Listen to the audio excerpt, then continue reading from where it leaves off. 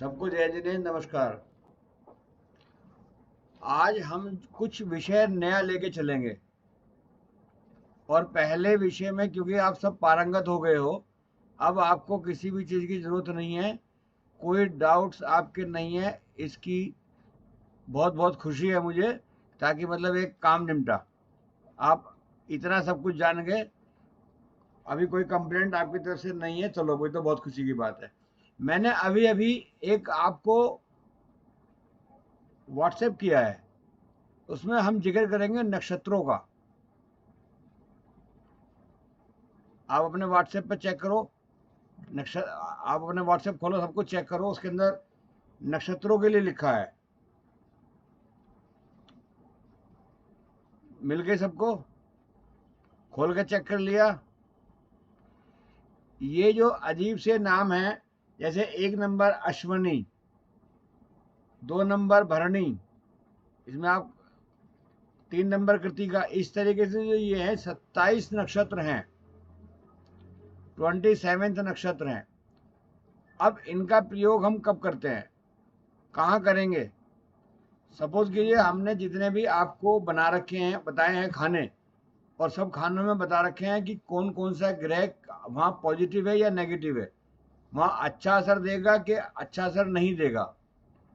कई बार क्या होता है कि हम लोग जो देख रहे हैं ग्रहों की स्थिति के अनुसार, उसके बावजूद भी हमें उतना रिजल्ट नहीं मिल पा रहा, या हमारे जैसे 100 में से 90 जो क्लाइंट होंगे, 100 में से 90 क्लाइंट हमारे, जो हमने पहले समझाया आपको कि कौन सा ग्रह कहाँ पर है तो उसका क्या रिजल्ट आएगा, 100 में से 90 लोगों की समस्याएं उससे हल हो जाएंगी।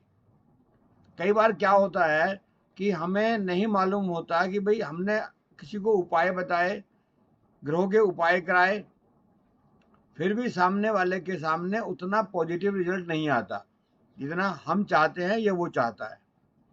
तो ऐसे केस में ये चीज़ पहले तो हमें वो इस्तेमाल करना है अपना, जहाँ जहाँ ग्रह बैठे हैं उनका उपाय कराना, उनसे के जो भी उनसे लाभ लेने वाली स्थिति है वो लीजिए। और अगर आप कहीं पर ये फेल हो जाए कि साहब ये अभी हम बता भी रहे हैं, सामने वाला कर भी रहा है और उसके बाद भी रिजल्ट नहीं आ रहा, तो ऐसे केस में आप अपने क्लाइंटों को नक्षत्रों के हिसाब से भी देख सकते हो।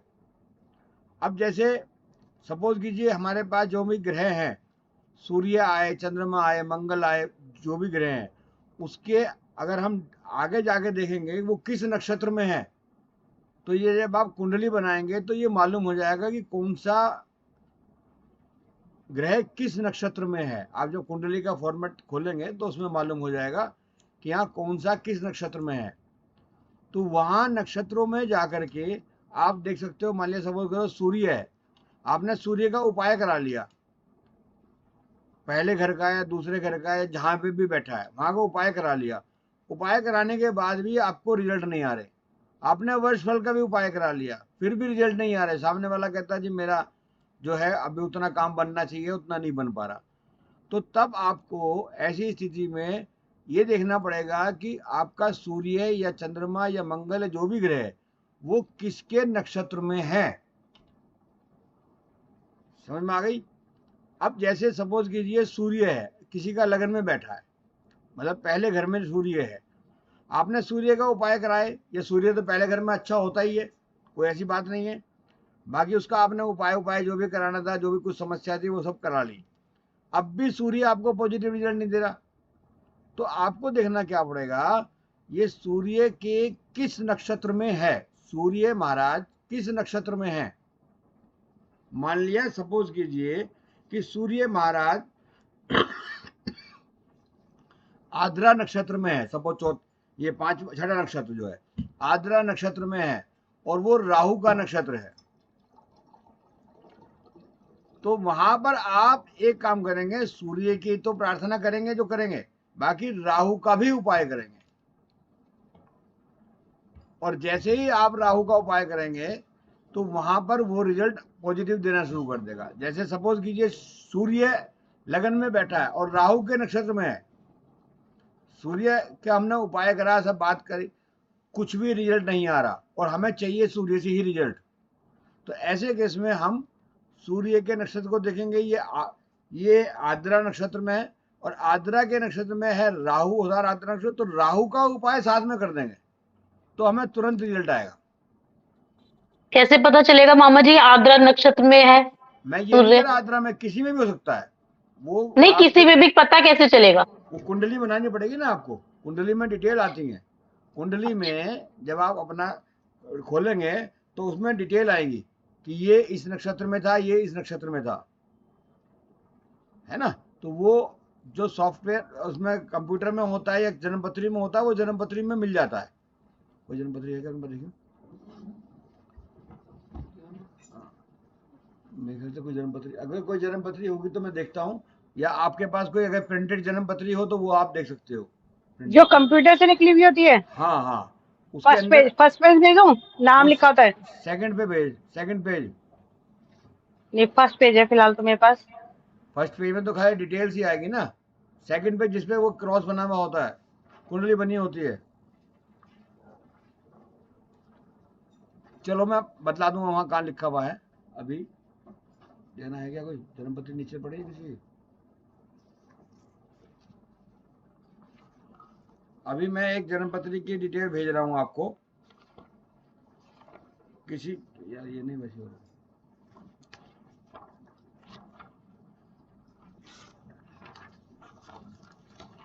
इसकी फोटो भेज, इसकी फोटो भेजो, इसकी यहाँ से लेकर के इसकी फोटो भेजो। ब्रिंज नीचे और खींचना, नहीं खाली ये से यहाँ से ये वाली। अभी मैं आपको भेज रहा हूँ कि वो कैसे देखा जाए। हर जन्मपत्री में लिखा हुआ होता है केवल ये, तो वो उससे आपको मालूम हो जाएगा कि कौन से नक्षत्र में है। फिर आप नक्षत्रों के उपाय करेंगे। ये बहुत बात की कहानी है। वैसे 90% केसेस में हमारा वैसे ही ठीक हो जाता है ग्रहों के उपाय करने से। अब आपने संध्या अपने फोटो को ठीक कर लो। अब एक चीज दूसरी सिखाता हूं आपको इसी में ही। नक्षत्रों में जैसे हमने लिखा है, कई बार कहते हैं ना मूलों में पैदा हुआ है बच्चा, मूलों में पैदा हुआ है, आपने सुना होगा। तो वो जब मूलों में बच्चा कैसे पैदा होता है, जब भी कभी किसी कोई बच्चा पैदा हुआ और उसका चंद्रमा, ध्यान से समझ, चंद्रमा ये कुल 4-5 ये कुल राशियां हैं, इनमें होगा तब मूल में कहलाता है। जैसे सपोज कि चंद्रमा अश्विनी नक्षत्र में है, आप मैंने जो पहला खोल रखा है ना पन्ना जो मैंने भेजा था, अभी आप उसको खोलो, आराम से खोलो, कोई जल्दबाजी नहीं है। जो मैंने आपको भेजा था लिस्ट, उसी को देखो। अश्विनी नक्षत्र के सामने लिखा है मूल कहते हैं, ब्रैकेट में लिखा है मूल कहते हैं। आप मेरे उसको पढ़ो, लिखने की कोशिश बाद में कर लेना, खाली इसमें देखो। पहले नंबर पे लिखा है अश्विनी नक्षत्र और ब्रैकेट में लिखा है मूल कहते हैं। दिखाई देगी आपको अपने वाले में सबको? निधि जी दिखाई दे गया? अच्छा, अब इसके बाद एक अश्लेषा नक्षत्र आता है। अश्लेषा यानी 9 नंबर का नक्षत्र, इसके आगे भी लिखा है ब्रैकेट में मूल कहते हैं।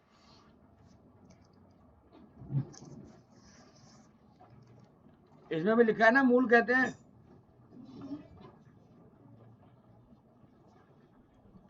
और इसके में 10 नंबर भी लिखा है, उसमें भी लिखा है आगे मघा नक्षत्र और मूल कहते हैं।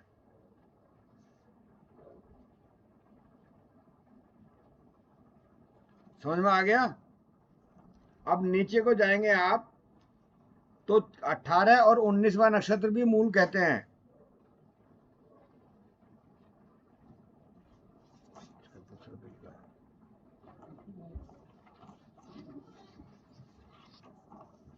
ऐसा एक रंगीन था ना, वो कहाँ?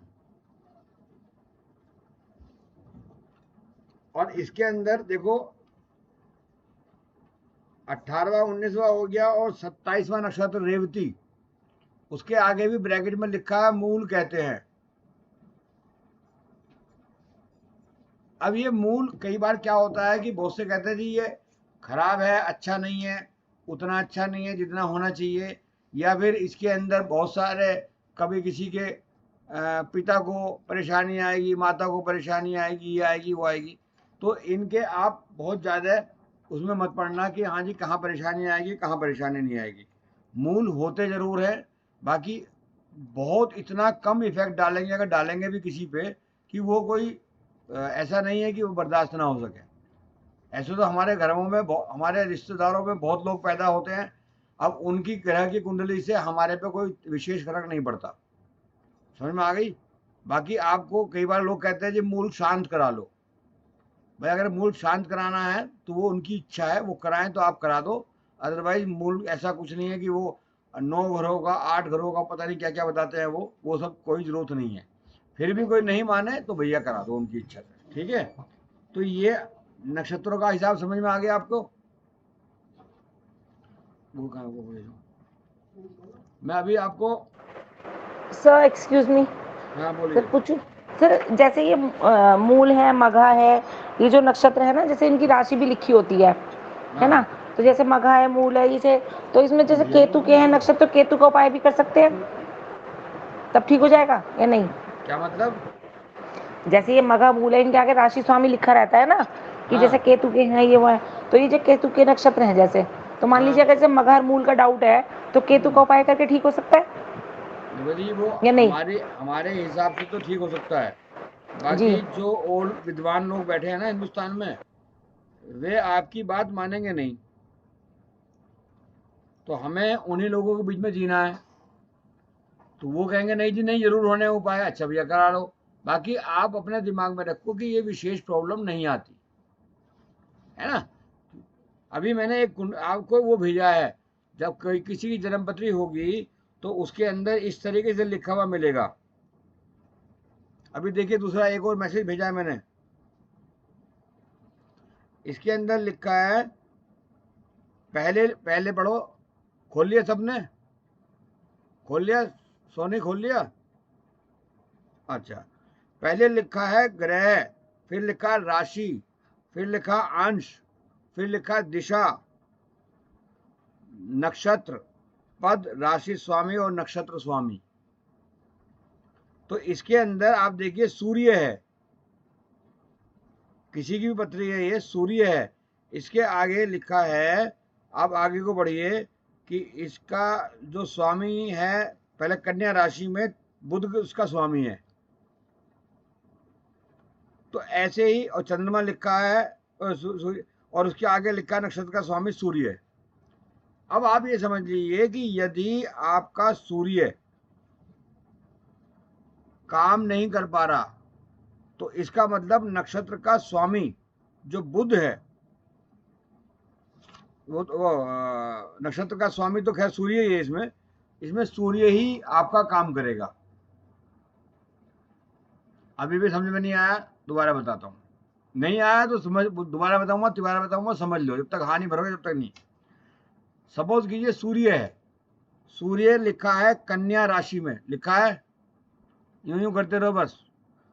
और उसके आगे अंश छोड़ो, फिर उसके आगे लिखा है नक्षत्र जो है उत्तरा फागुनी है, और साथ में ये भी लिखा है कि उत्तरा फागुनी नक्षत्र का जो स्वामी है वो सूर्य है।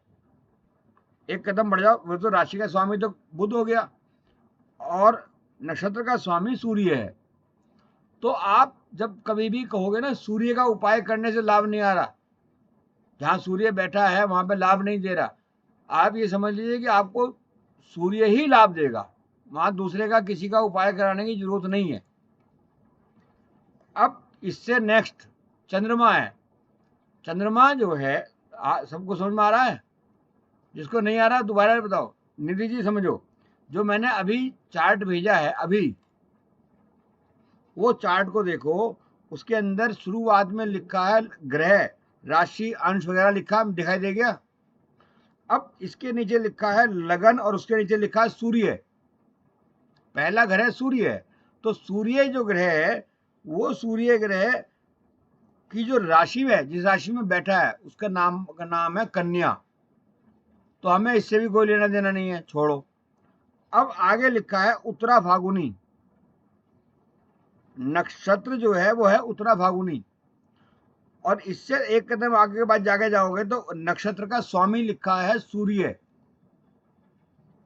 आगे समझ में अब भी सबको? अब इस सूर्य का मतलब ये है कि अगर आपको सूर्य का कोई उपाय करना है तो आपको सूर्य का ही करना है, चाहे उसको किसी भी तरह की परेशानी हो, वो उपाय सूर्य के से ही लाभ होगा, आप किसी और में नहीं जा सकते। अब इसके अलावा आ जाइए चंद्रमा में। नेक्स्ट, सब ध्यान दीजिए, नेक्स्ट आ जाइए चंद्रमा में। चंद्रमा में ये तुला राशि में है, बराबर में लिखा है, चंद्रमा के बराबर में तुला लिखा है। प्रियंका जी समझ में आ रहा है? नहीं आ रहा? हाँ में मत भरना, जब तक समझ में नहीं आवे। मैं बैठा हूँ, बिल्कुल खाली हूँ, कुछ काम नहीं मेरे को, मैं बताता रहूंगा आपको, समझा के मानूंगा। तुला। अब तुला से आगे हम बढ़े तो इसमें लिखा है नक्षत्र के नीचे स्वाति नक्षत्र, स्वाति। तो ये स्वाति नक्षत्र में का जो स्वामी है, नक्षत्र का जो स्वामी है, राशि का नहीं कह रहा, नक्षत्र का जो स्वामी है वो है राहु। आगे देखो जाकर के, एक दो लाइन छोड़ दो, उसके आगे सामान्य में बिल्कुल राहु है। तो इस व्यक्ति का अगर चंद्रमा गड़बड़ है तो आप ये समझ लीजिए कि चंद्रमा तो अगर गड़बड़ है तो चंद्रमा का उपाय कीजिए, और अगर उससे लाभ नहीं मिल रहा तो आप उसको राहु के उपाय से ठीक कर सकते हैं। समझ में आ गई? कोई डाउट किसी से रहिएगा? बिल्कुल क्लियर, समझ में आ गई? सब अपने अपने ये बताइए, ये कहिए, कोई है तो नहीं क्या? प्रियंका जी? हाँ ठीक है, तो ये चीज हाँ बताइए मेरे नेहा जी, आपने पूछा। संध्या बोल। मामा जी, जो ये आपने नक्षत्र का भेजा, हम तो एस्ट्रो स्केच पे बनाते हैं, तो उसमें ये चीजें आती हैं? होगी कहीं ना कहीं, मैंने ध्यान नहीं दिया, मैं देख के बता दूंगा तुम्हारे को। जैसे ये तो कंप्यूटर पत्रिका है, उसमें तो नहीं चलो नहीं, लिखा हुआ आएगा। उसमें भी होगा, मैं देख के बता दूंगा आपको, मैं देख लूंगा, समझ तो ये लूंगा। तो बनाना, ये नेहा तो जी, हाँ नेहा जी आपको पूछिए। मालूम है ना? वो आप अगर देख लो, अगर स्क्रीनशॉट भेज सकते हो, किसी का भी भेज दो आप या ग्रुप स्क्रीन में, रिकॉर्डिंग करके, ताकि हमें बनाना आ जाए, वो आ क्योंकि जाएगा। हमने वो एस्ट्रो स्केच कहीं ना पे कहीं होगा, मैंने कभी इस्तेमाल नहीं किया, क्योंकि मेरे ज्यादातर काम बिना नक्षत्र के देखे ही काम हो जाते हैं। डिटेल्स डालते ही सब कुछ आ जाता है उसमें, अरे सारा बुक हो जाता है। नक्षत्रों के बारे नहीं, में नक्षत्र वाला कैसे आएगा? वो भी आ जाता है। अच्छा, कौन सा किस नक्षत्र में, जरा बताना कैसे है, कौन सा देखेंगे? अभी अभी हम एक्सरसाइज ही खोल लेते हैं आज की, क्योंकि अभी अगर की लिखना ही नहीं आएगा, सीख के भी पता नहीं चलेगा, जब करना ही नहीं आएगा ओपन करना। अरे मैं तो कह रहा हूँ खोलो ना, कोई भी पतली खोल लो, बना लो, अभी की बना लो।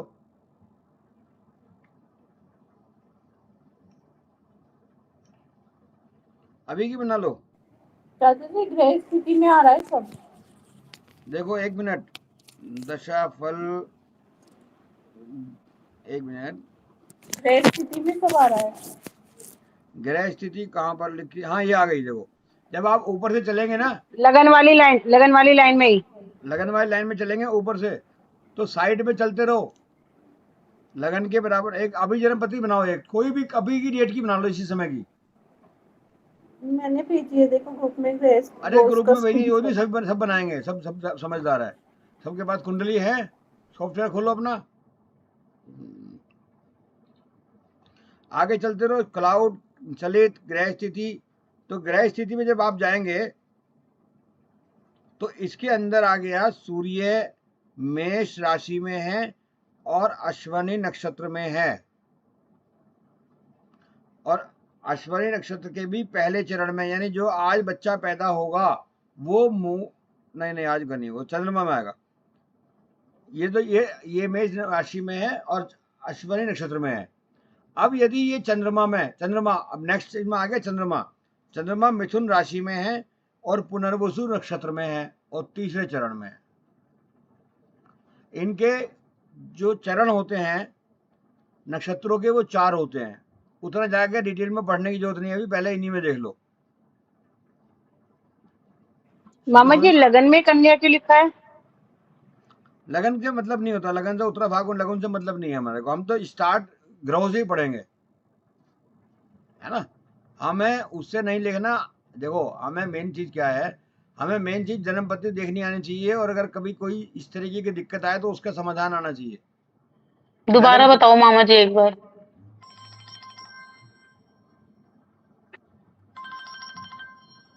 हाँ भाई, हेलो, अभी थोड़ी देर में बात कर रहा हूँ, मीटिंग चल रही है अभी। ठीक है ठीक है ठीक है, समझ में आ गई सबको? अभी दोबारा समझाना है क्या? हाँ जी। अरे कौन समझाएगा? नेहा, नेहा जी आप समझाएंगी? सर मैं तो खुद दोबारा पूछने वाली थी। बहुत बढ़िया बहुत बढ़िया। चलो मैं अभी अभी बताता हूँ, 1 सेकंड होल्ड करो, मैं अभी बताता हूँ आपको।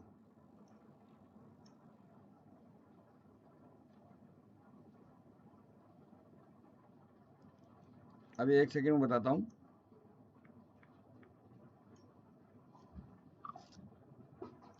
आप अपनी ये खोलिए, कुंडली बनाइए, कुंडली का अभी खोलिए। कुंडली अभी तो बना ली मामा जी, ग्रह स्थिति पे है।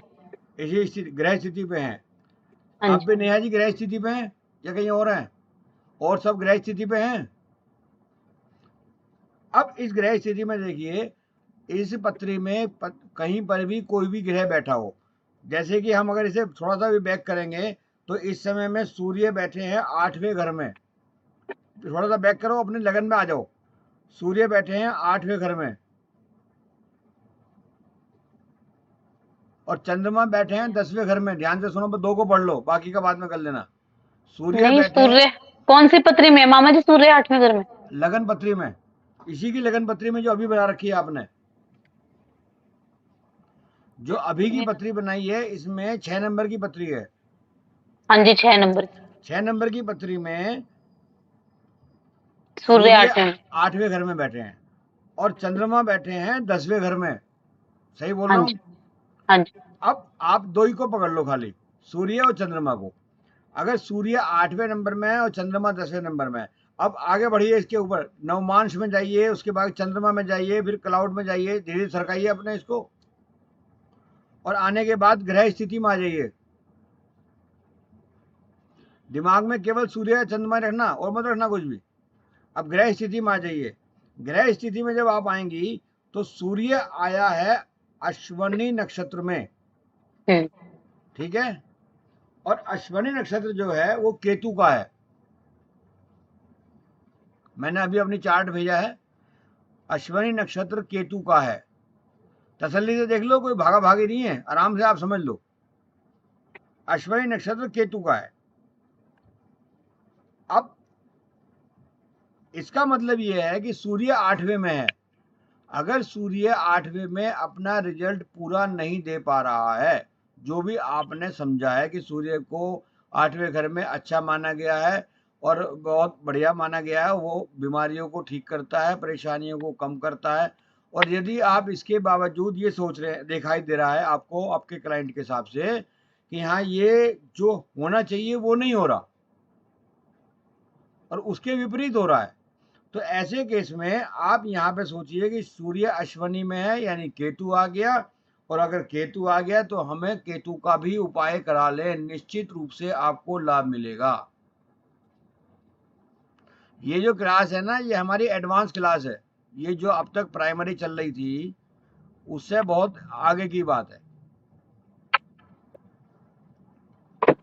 समझ में आ रही है रेणु जी?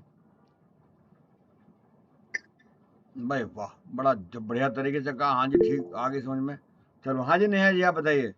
सर अभी आपने कहा था मूलों का, तो ये मूल नुकसान नहीं देते? मूलों का चैप्टर में भी अगले दिन पढ़ाऊंगा, सारे डिटेल दे दूंगा आपको, कोई टेंशन नहीं है ना? अब आप केवल केवल आज इस पर ध्यान देते हैं, क्योंकि ये भी एक मूल चैप्टर है। जब कभी किसी, देखो 90% केस तो आप जितना मैंने बताया था अब तक सिखाया है उससे सॉल्व कर लेंगे। अब 10% में से 9%, 90% केस, यानी 8-9 केस जो अटक गए, वो आपको इनसे सुविधा मिलेगी जो मैं बता रहा हूँ। तो अब उसके अंदर वो आप ध्यान रखना, मेरे से कल को मालूम कर लेना मूल वगैरह के बारे में पूरी डिटेल, कल या परसों में। अब इसके अंदर हमने दूसरा पढ़ा था चंद्रमा 10वें घर में, पूनम जी याद है? हाँ जी। अब चंद्रमा 10 दूसरे घर में पढ़ा था, तो चंद्रमा हमारा है पुनर्वसु में, और पुनर्वसु जो है हमारा 7 नंबर का वो है नक्षत्रों में, और वो है गुरु का। सब ध्यान से देखो, पहले बताओ हाँ समझ में आ रही है? सोनी सो तो नहीं रही? हाँ बस ठीक है। तो अब चंद्रमा आ गया गुरु में। अब आप ये देखो कि अगर चंद्रमा 10वें का रिजल्ट नहीं दे रहा तो इसका मतलब ये है कि ये गुरु का हमें यहाँ उपाय करना पड़ेगा। जब हम चंद्रमा का भी करेंगे और साथ में गुरु का भी करेंगे तो निश्चित रूप से हमारे को उसका रिजल्ट मिलेगा। समझ में आ रही है? किसी को नहीं आ रही दोबारा तिबारा जितनी मर्जी बात पूछो, बताता रहूंगा। और अभी जितनी पत्रियां आपके पास हैं, 1-2 पत्रियां हैं, मान लीजिए जो भी आपके 2, 4, 5, 10 हैं, अगर उसमें रिजल्ट आपको डाउट है या नहीं मिल पा रहा है तो आप इस चीज का प्रयोग करके लाभ उठा सकते हो। लगन कुंडली से ही देखेंगे मामा जी से, या वर्ष कुंडली से भी ऐसे नक्षत्र का देख सकते हैं? लगन कुंडली से देखो, और अगर लगन कुंडली से नहीं तो वर्षफल की जो कुंडली है उसमें भी देख सकते हो। अच्छा। और यदि आप वर्षफल की देख रहे हो तो खाली वर्षफल की में ही देख लो, वो वहां पर भी वो ग्रहों के हिसाब से काम बताना पड़ेगा। हाँ जी नेहा जी बताइए। सर जैसे कभी ऐसे कहते हैं कि ये इस नक्षत्र में पैदा हुआ है, तो वो कैसे पता चलता है कि किस नक्षत्र में पैदा हुआ है? अच्छा, अभी जो ये हमने कुंडली बनाई है, ये जो बनाई है अभी इसके अंदर चंद्रमा पुनर्वसु नक्षत्र में है, और पुनर्वसु नक्षत्र गुरु का कहलाता है। समझ में आ गई? तो लिखा कहाँ है मामा जी ये चंद्रमा पुनर्वसु नक्षत्र में?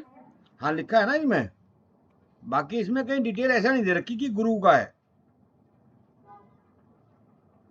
इसमें ऐसा डिटेल नहीं दे रखी कि गुरु का, क्योंकि आप ये तो वो समझते हैं कि उतना तो आपको पता ही होगा, इसलिए वो उन्होंने नहीं दे रखी।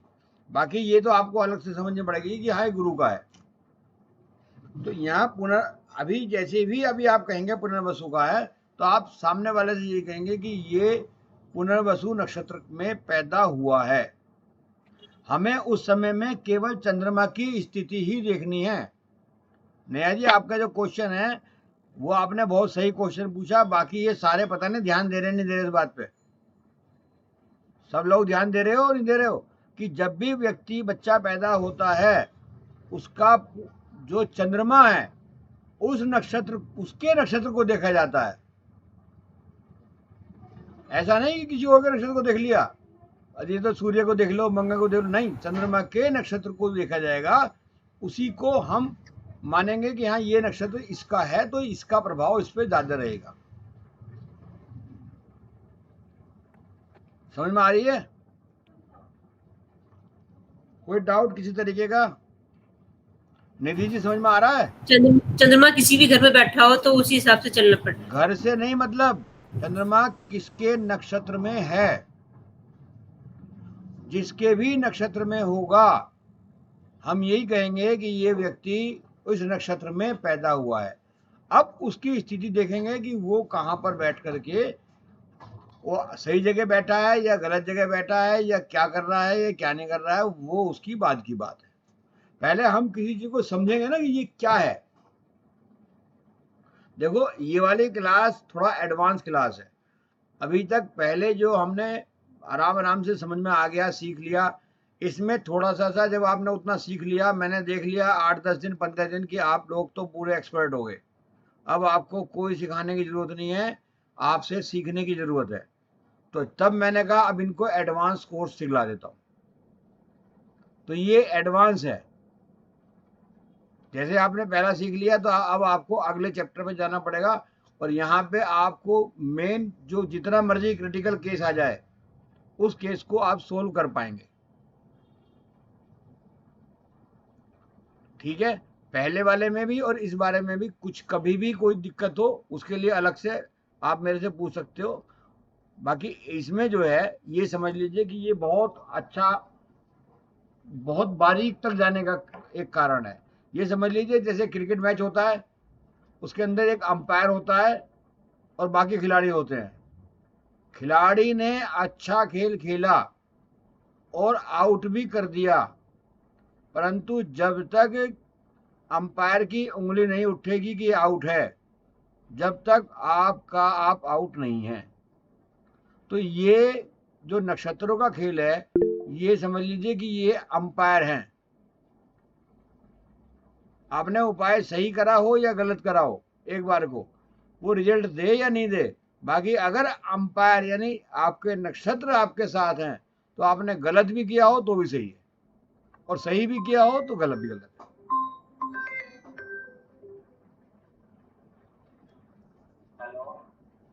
हाँ भैया बोलो। भैया मैं आपका नंबर नोट करके भैया को भेज देता हूँ, आपसे बात कर लेते हैं 5 मिनट बाद। ठीक, आपको समझ में आ गया? समझ में आ गया नहीं आया? आगे मामा। कोई डाउट किसी तरीके का? नेहा जी आप बता रहे थे, मैं ख्याल संध्या तुम पूछ लीजिए, तुम पूछो। हाँ बोलो संध्या। मामा जी ये जैसे बोलते हैं कि कोई अच्छे नक्षत्र में पैदा हुआ कि खराब नक्षत्र में, तो अच्छा नक्षत्र कौन से कहलाते हैं और बेकार कौन से कहलाते हैं? देखो सारे नक्षत्रों के लिए तुम्हें पता है, सारे नक्षत्र बढ़िया है। अब ऐसा कुछ नहीं कि खराब है, वो आपकी उसकी स्थिति पे होगा कि वो कहाँ नहीं, बैठे जैसे हैं। हमारे लिए तो जितने ग्रह हैं उतने नक्षत्र हैं, लेकिन बहुत से बार कहते हैं ना अच्छे नक्षत्र में पैदा हुआ है या अच्छे नक्षत्र में ये काम करना है, कुछ भी काम के लिए। वो उसकी डिटेल मैं आपको अलग से दूंगा कि किस नक्षत्र में क्या करना चाहिए, वो अलग चैप्टर है। जैसे बच्चा अच्छे नक्षत्र में पैदा हो वो कुछ नहीं होता? बच्चा सभी बच्चे अच्छे नक्षत्रों में पैदा होते हैं, कोई खराब में नहीं पैदा होता। हाँ अगर वो खराब में होता तो वो बेचारा पैदा क्यों होता? प्रैक्टिकल बात बनाओ ना। इस मामा जी उसकी किस्मत है। खराब होगी, उसकी किस्मत खराब होगी इसलिए वो आया है। ना ना ना ना ना ऐसा नहीं है। 84 लाख योनि के बाद तो ये योनि मिली है, तुम कह रही खराब है। हाँ नेहा जी बताइए क्या मालूम करना? 1 मिनट सर, 1 मिनट। कोई बात नहीं, कोई बात नहीं। और किसी को कुछ पूछना हो? हाँ सर, मैं पूछ रही थी कि जैसे सपोज हमने चंद्रमा का, किसी का चंद्रमा खराब है, उसका चंद्रमा का उपाय किया तो फिर भी ठीक नहीं हुआ, तो फिर क्या करेंगे? तो हाँ बहुत अच्छा क्वेश्चन पूछा। ऐसे क्वेश्चन पूछा करो ताकि मुझे लगे कि हाँ आप सुन भी रहे हो, अदरवाइज ऐसा लगता है कि मैं प्रवचन दे रहा हूँ और तुम सुन रहे हो, तुम्हें कुछ पता नहीं। तो कोई बिल्कुल सही कहा। चंद्रमा मान लिया किसी भी घर में है और इन्होंने चंद्रमा का इलाज करा भी लिया, तो चंद्रमा के साथ में अब चंद्रमा को ये देखो किस नक्षत्र में है और उस नक्षत्र का स्वामी कौन है, आप उसका और उपाय करा दो तो वो ठीक हो जाएगा। वो भले ही आप वर्ष कुंडली में देख के बना लो या वैसे वर्ष कुंडली में देख के बना लो, कोई दिक्कत नहीं, बढ़िया रहेगा उसका भी उपाय। कितना आसान हुआ। पहले देखो हुआ ये इसलिए आसान है क्योंकि पहले आपको पूरा बेसिक याद हो गया, पूरे सारे ग्रहों का बेसिक आपको पता चल गया, कौन सा कहाँ बैठ करके क्या नुकसान देता है, क्या फायदा करता है, ये मालूम हो गया। आप संपूर्ण रूप से पूर्ण ज्योतिष हो गए। अब ये आगे का जो चैप्टर है ये इसलिए है कि आप और बारीकी में कैसे जाओगे। फिर भी बता रहा हूं 90% केस जो आपने पहले सीख लिया उससे सॉल्व हो जाते हैं, उसमें इस यहाँ तक आने की जरूरत नहीं पड़ती, बहुत कम आने की जरूरत पड़ती है। तो ये आप इस तरह करो और इसकी पूरी डिटेल मैंने भेज दी आपको। इस पूरी डिटेल का आप प्रिंट आउट निकलवा लो या फिर उसको अपने हिसाब से जैसे भी चाहो नोट कर लो।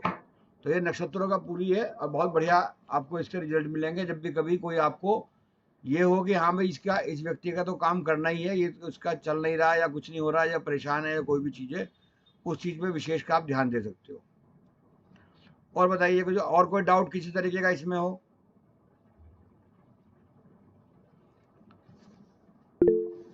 हाँ निधि जी बताइए, बहुत अच्छा, धन्यवाद आपका क्वेश्चन पूछने के लिए।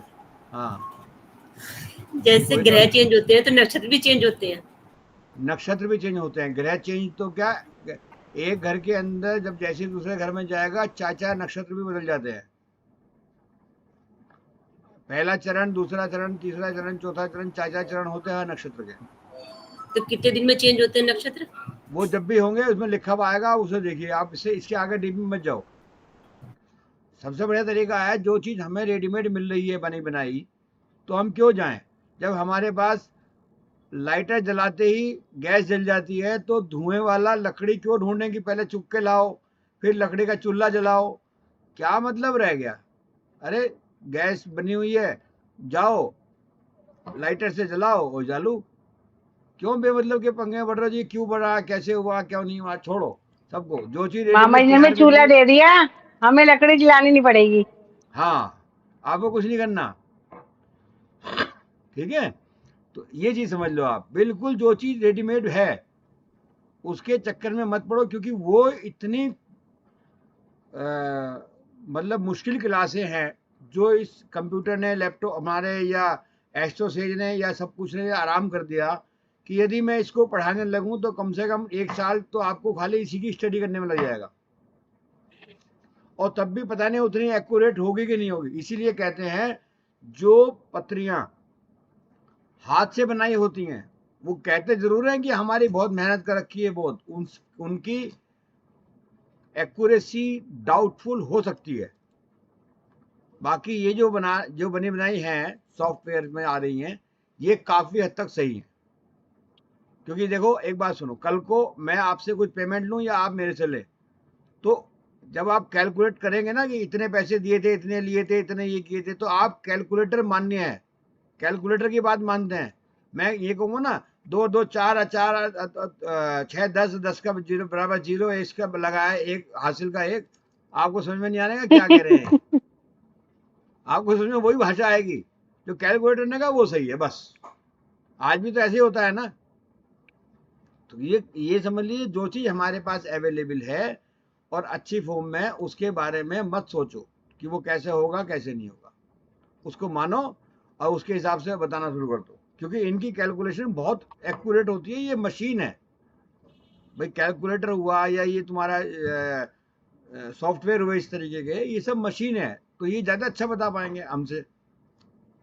तो इन पे विश्वास करके चलो। और बाकी इनकी, अगर आप कहोगे जी इनकी प्रेडिक्शंस कैसी हैं, ये जो बता रहे हैं प्रेडिक्शन का मतलब इनके जो रिजल्ट कैसे हैं, वो रिजल्ट क्योंकि अनेक प्रकार के विद्वानों ने डाले हुए हैं, उनमें डिफरेंट आ सकता है उनका। जब तक आप उसका फंडा समझ गए तो फिर आप अपने हिसाब से बताओ। समझ में आ गई? कोई क्वेश्चन मामा और जी, किसी? कई बार क्या होता है, जैसे आपने कहा कि 8वें में सूर्य है या कुछ है, उसके साथ 2-3 ग्रह और बैठे हैं, वो भी हमारे खराब ही चल रहे हैं, तो हाँ, दोनों तीनों के उसके नक्षत्र देख के सबके उपाय करेंगे। नहीं देखो, इतना लंबा आप कर सकते हो। बाकी जो सामने वाला आपसे पूछता है ना, वैसे तो सारे के सारे अपने अपने रिजल्ट देंगे। बाकी ऐसा भी नहीं होता कि सारे सारे खराब हो। ये तो आपने हम्म। पढ़ा है ना, बहुत सारे ग्रह हम्म। ठीक भी हैं। तो जो ठीक है तो उनको क्यों छेड़ना? और फिर भी आपको ऐसा लगे कि इसका इससे भी नहीं हो रहा है, यही वाले 2 ग्रह ज़्यादा खराब कर रहे हैं और उनके मैंने इलाज भी करा लिए, तो तब आप उनके आगे जा करके नक्षत्रों के उपाय भी करा सकते हो। हाँ जी रेणु जी बताइए। सर जैसे हम नक्षत्र के स्वामी नक्षत्र देखेंगे, तो ये भी तो देखेंगे कि मित्र राशि का नक्षत्र है या शत्रु राशि का नक्षत्र है, तभी तो हम उपाय करेंगे। अगर शत्रु राशि भी परेशान करेगा या नहीं? नहीं नहीं नहीं नहीं, ऐसा नहीं है, सुनो। क्योंकि अच्छा। वहां पे अगर वो मित्र का है या शत्रु का है, क्योंकि हमने मान लिया सूर्य है या चंद्रमा है, चंद्रमा के साथ में राहु गड़बड़ कहलाता है। अब अभी चंद्रमा तो परेशान जो कर रहा था, ये कर रहा था या नहीं कर रहा था, नहीं कर रहा था। अब हमने देखा कि ये परेशान नहीं कर रहा है, इसके बराबर में जो राहु है ना, जिसके नक्षत्र में, हो सकता है राहु परेशान कर रहा हो। तो हमें फिर राहु का उपाय करना चाहिए। ये नहीं कि वो मित्र है या नहीं। अगर मित्र होता तो हो सकता है नुकसान करता ही नहीं, क्योंकि मित्र थोड़ा नुकसान करता है। समझ में आ गई? मित्र नुकसान नहीं करता। और अगर मित्र दिखाई देता है कि मित्र नुकसान कर रहा है, तो तब तो हम सोचें। बाकी मित्र कभी नुकसान नहीं करता। इसका मतलब वहां पर जो रिजल्ट आप देना चाहते हो वो नहीं आ रहे, वो नहीं आ रहे, तो किसी वजह से नहीं आ रहे, जो वहां दूसरा ग्रह है।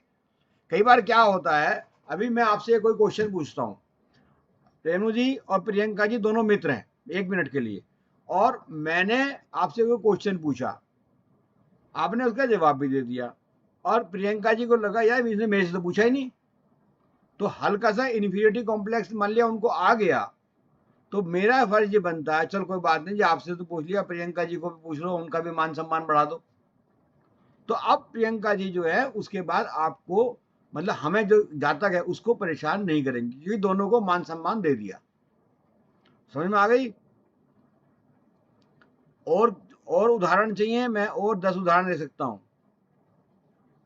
तो आप इस तरीके से अपने अपने, हाँ रेणु जी बताइए। रेणु जी। सर ये तो ऐसे हुआ जैसे अभी इन्होंने क्वेश्चन पूछा ना कि जैसे एक ही घर में 2-3 ग्रह बैठे हैं नक्षत्र का, जैसे हमने देखा चंद्रमा का तो मैं राहु पता चल गया, लेकिन फॉर एग्जांपल चंद्रमा जैसे सूर्य के नक्षत्र मित्र हो गया, लेकिन फिर हम दूसरे ग्रह को देखेंगे कि उस घर का फल क्यों नहीं मिल रहा, क्या पता किसी और नक्षत्र की स्वामी की वजह से न मिल रहा हो। नहीं, अगर मान लिया जैसे मैंने अभी एक पत्री भेजी थी आपको, उसमें लिखा था सूर्य का स्वामी सूर्य, सूर्य ग्रह का जो हमने आपको भेजा था, अभी लिस्ट में भेजा था, अब उसमें तो उसमें लिखा है ना कि सूर्य का मतलब उसका जो नक्षत्र है वो भी सूर्य ही है। समझ में आ गया नहीं आया? जो उसका नक्षत्र था वो भी सूर्य ही था। अभी इससे पहले वाले मैंने आपको एक वो भेजा था चार्ट, इसमें लिखा था सूर्य कन्या राशि में उत्तरा फाल्गुनी नक्षत्र में और उसका स्वामी सूर्य। तो वो सूर्य जो है, क्योंकि वहां भी सूर्य है और वहां भी सूर्य है, तो इसका मतलब ये है कि कुंडली काम तो सूर्य ही को ही करना है, भले ही हमारा ये उपाय ना काम करे, कोई दूसरा करे। भले ही सूर्य को हम जल देने के बजाय कुछ और दें, भले ही सूर्य को नमस्ते करने के बजाय कुछ और करें, काम ने सूर्य को करना। अब जहां मैंने कहा आपको दूसरे घर में चंद्रमा, दूसरे उसमें ग्रह चंद्रमा है और राहु के नक्षत्र में है, यहां आप कह सकते हो कि ये चंद्रमा अगर आपका काम नहीं कर रहा तो यहाँ पे आपका राहु को काम करना पड़ेगा, या काम उससे हम ले सकते हैं। समझ में आ गई? कोई डाउट किसी तरीके का? हाँ जी नेहा जी, समझ में आ रहा है सब कुछ? सर मैं सुन ही नहीं पा रही हूँ, बच्चे बहुत तंग कर रहे हैं। अच्छा, तो अभी जो अभी हमने बताया अभी कुछ समझ में नहीं आया तो रिकॉर्डिंग मैं कर रहा हूँ, ये एक बार दोबारा सब लोग रिकॉर्डिंग देख लेना, ठीक है?